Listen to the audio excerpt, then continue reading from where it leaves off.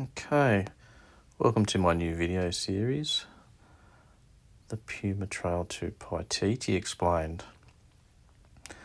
Okay, so in this video series I'm basically going to show different parts. Each day is basically 1 day's travel between each site. I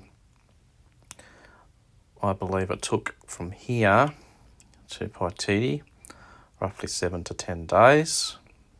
Okay, that's based on average walk of about 10 kilometres per day.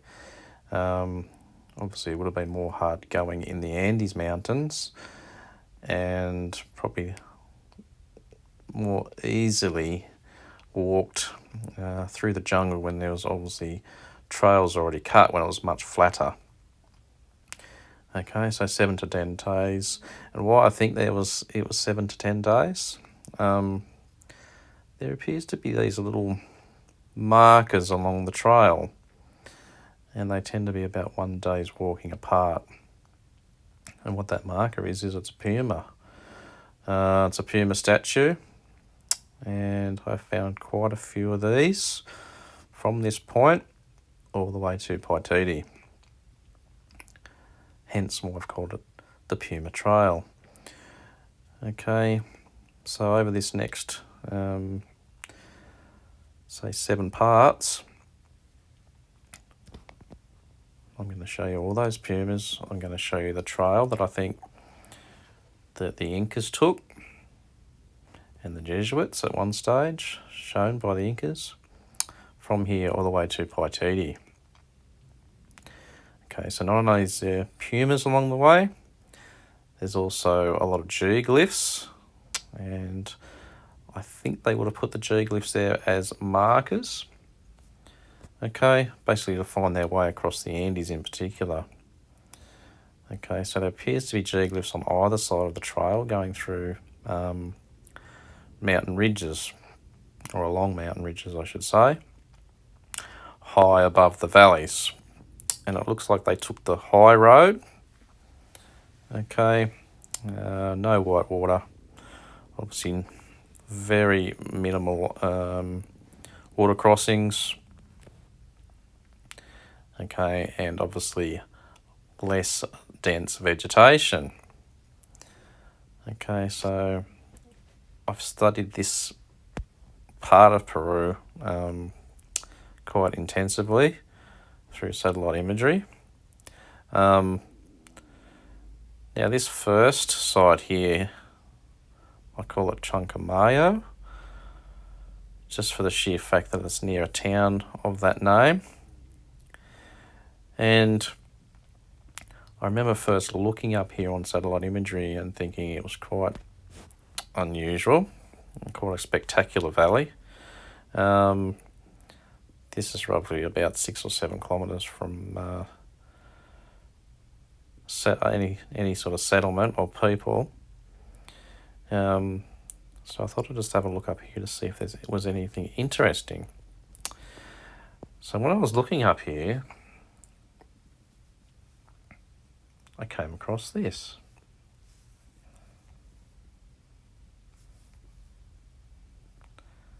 Okay, so when I first noticed that, I thought this doesn't look natural. I didn't know if it was a funny shaped rock. I didn't know if it was a sculpture of something. Okay. And the more obviously I read about Peru and looked at other places, I came to the conclusion this is most likely a puma statue. Obviously being a spirit animal of the Incas. And why I think they built it here, because if you just look underneath, in this cliff face, there appears to be a face there. And maybe did they see that as a puma?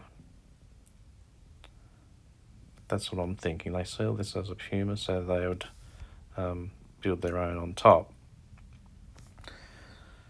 Just like at some of their other sites, Machu Picchu appears to be like a large face looking up into the sky there. Did they see that as a sign where they should build their cities? Ollantaytambo has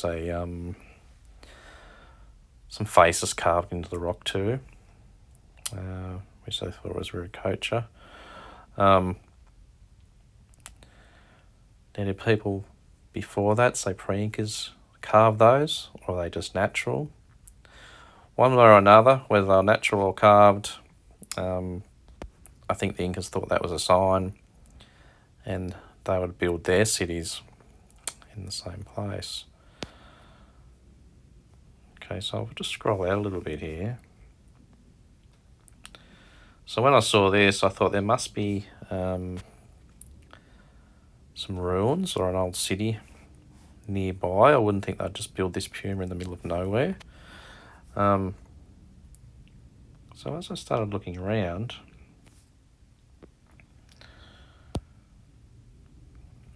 noticed there was lots of lines,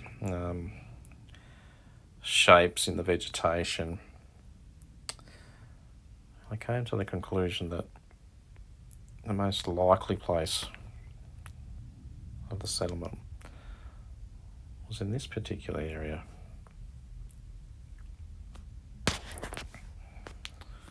And why I think that is because there's a lot of 90-degree angles, grid type pattern, and I will show you that.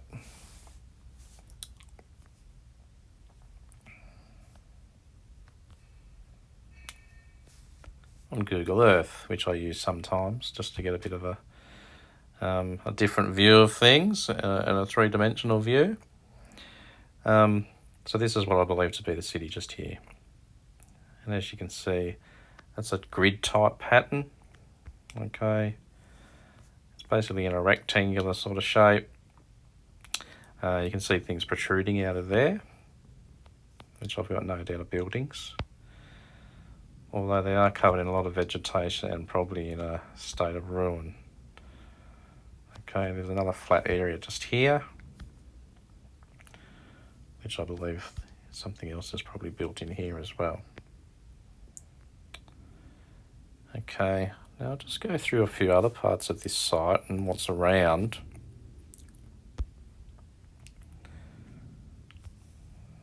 Just look across this valley slightly.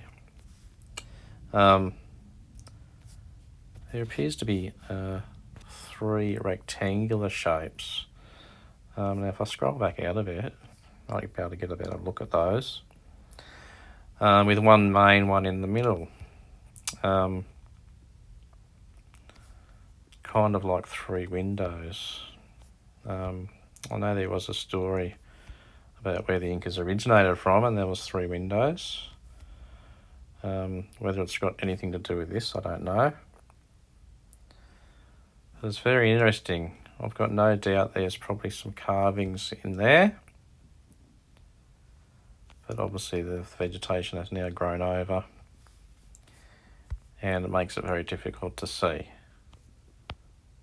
Okay, but it's very coincidental that it's right near the Puma and what looks to be a city. Just going back to the city for a second, there's some unusual feature here. So there's a large shadow here, and just above it, whether I'm seeing things or not, it looks to be a face just here. Is it carved into the rock? I don't know. Is it just shadows? I don't know either. It seems funny that it's there right above what I believe is buildings. Okay, so if we just look around this site, up here appears to be like a lake. It's well dried up these days. There could be some structures up here.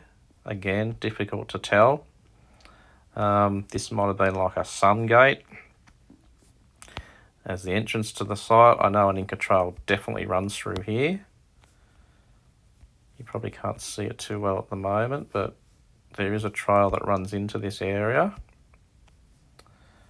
Okay, and does run straight through this site. And obviously up the hill across the top, as you can see it there. And it then meanders its way across the top, and then it comes sort of down into this sort of area where there appears to be something here as well. Some sort of large feature here overlooking all these appears to be stones in a line. Okay, so there could be something there as well.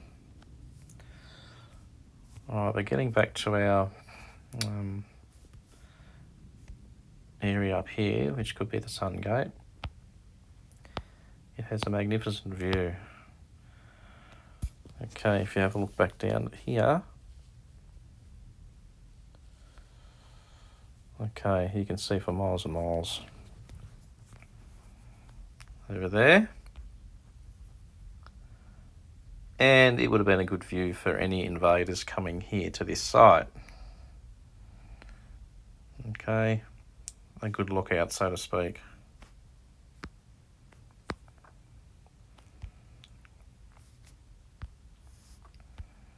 Okay, going back into this valley, if you just look on the other side, at first, it basically just looks like some regrowth on the mountainside. But after I looked at it hundreds and hundreds of times, shapes started to appear. And I now believe that there are 4 geoglyphs just here. The first one being a condor, just here. This is its face, eye, beak. Obviously you have its right wing and its left, legs and feet. Okay, I have seen a lot of these spirit animal of the Incas geoglyphs in many places in this area, so this does look very similar to some of the others. Okay, so that's one spirit animal. The other one was the Puma. Appears to be down here. It's a face, some legs, body and a tail. Now this one, let's go into 3D for this one. On the edge of this mountain here is a llama, or a llama in Spanish. Okay, this is its eye, nose, neck, okay, head and ears. Again, people watching this are probably finding it very difficult to see, but I've looked at these hundreds of times and they do start to jump out at you. And the final one, long narrow one, which appears to be a serpent, okay, coming up here. Now, even more spectacular than those is in this next valley. Okay, we have a large llama geoglyph just here. Okay, its head, its ears, eye, its neck. Obviously these bits weren't carved, but they would have seen this as a leg type shape and a body type shape. And obviously added this extension on top here. Now how they did these geoglyphs, I really don't know. Until somebody actually stands here and walks along, which I can see is a very steep mountainside. People will be able to understand how they actually designed these. Okay, but they would have been an incredible sight for anyone walking up this valley. Okay, to see this llama up here high on the mountainside. Okay, we go back to the first site. As you can see, it's quite spectacular. Very high.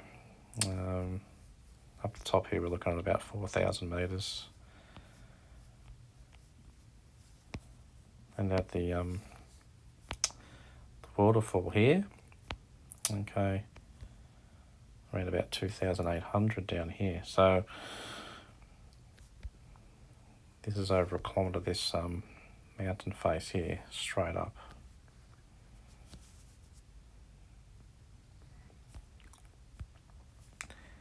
Now, just near the Puma, there's a very nice waterfall. You can see it's got an orange-ish type colour, probably from the minerals here in the rock. Okay, and it flows down here quite steeply.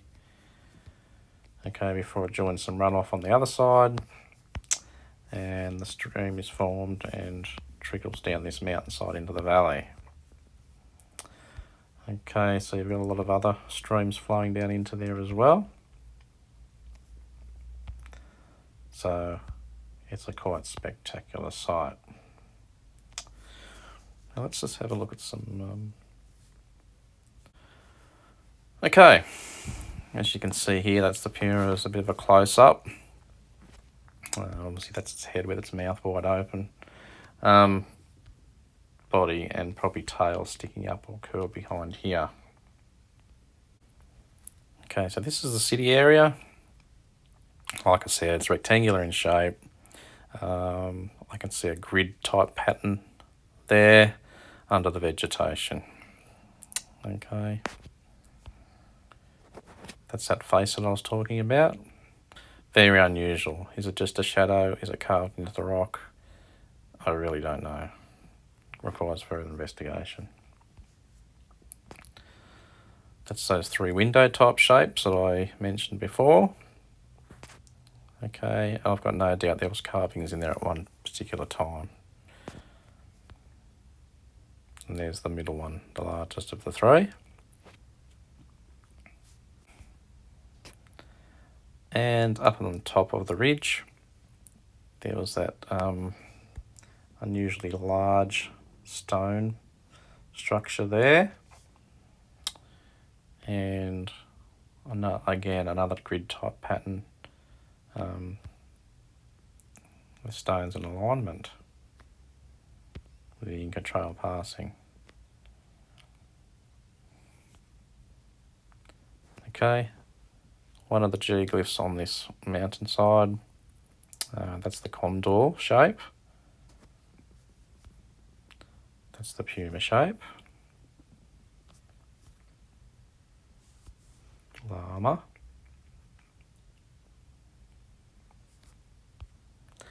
And there's a serpent up top, which is quite difficult to see. And that's all of them, all four. And they would have been overlooking that valley and the city. Okay, so the residents in the city would have looked up and seen these geoglyphs every single day. So it would have been like their spirit animals looking over them and watching. Llama geoglyph, quite straightforward as you can see it there. Extremely large, and there it is as a complete body, okay, on the edge of this mountainside. What that shadow is, I do not know. There's no clouds and there's not a dark valley there, so it's very unusual. That's looking back up the top, where the dried up lake is. And are there buildings up here? Again, very difficult to tell. But I can see some regrowth there, so there might have been something there at some stage.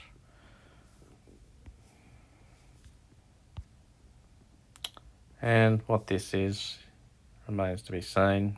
I don't really know what that is, but it's high above the site as well.